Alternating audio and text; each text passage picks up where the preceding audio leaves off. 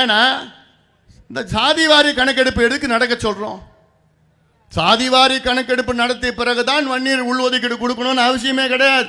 அப்படி supreme court சொல்லவே கிடையாது.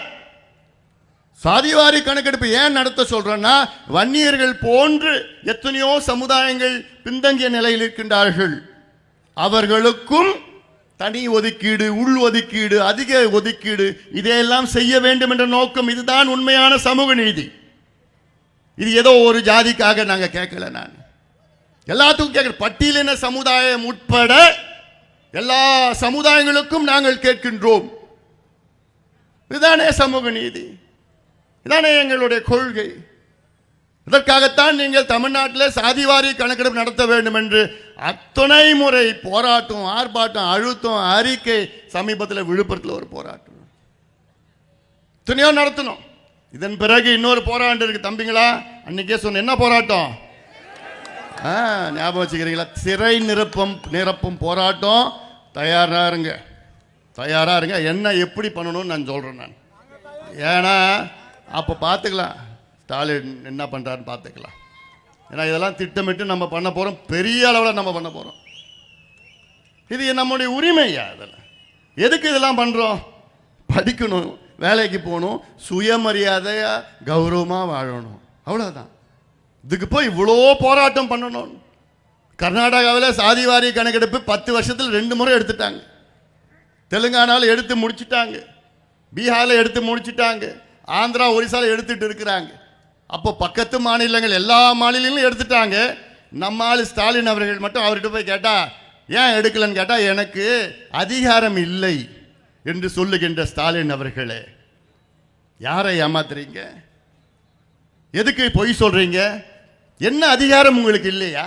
நீங்க ஏன் அந்த நாட்டினுடைய தமிழ்நாட்டுடைய முதலமைச்சரியா? எவ்வளவு அதிகாரம் உங்களுக்கு இருக்கிறது?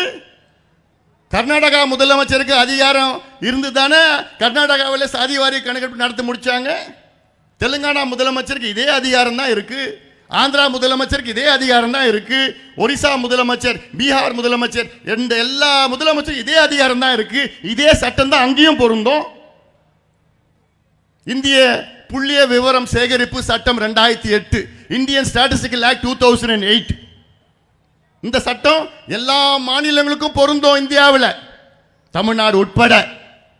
இந்த சட்டத்தின் கீழ் இந்தியாவில் உள்ள பஞ்சாயத்து தலைவர் கூட அவர் பஞ்சாயத்தில் சாதிவாரி கணக்கெடுப்போ வேற எந்த கணக்கெடுப்போ எடுக்கலாம்.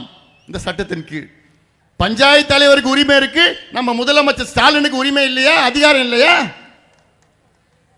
என்னையா ஏமாத்து வேலை? யாரையா ஏமாத்துறீங்க? உங்களுக்கு மனசு இல்லைன்னு சொல்லிட்டு போ, அதிகாரம் இல்லைன்னு சொல்லாதீங்க. அதாவது எப்படின்னா, அதிகாரம் வைத்துக்கொண்டு அதிகாரம் இல்லை என்று சொல்பவர்கள் யாரு? கோழைகள். இவங்கெல்லாம் கோழைகள். அதிகாரம் இல்லை என்றாலும் எனக்கு அதிகாரம் இருக்கிறது, நான் இது செய்வேன் என்று சொல்பவர்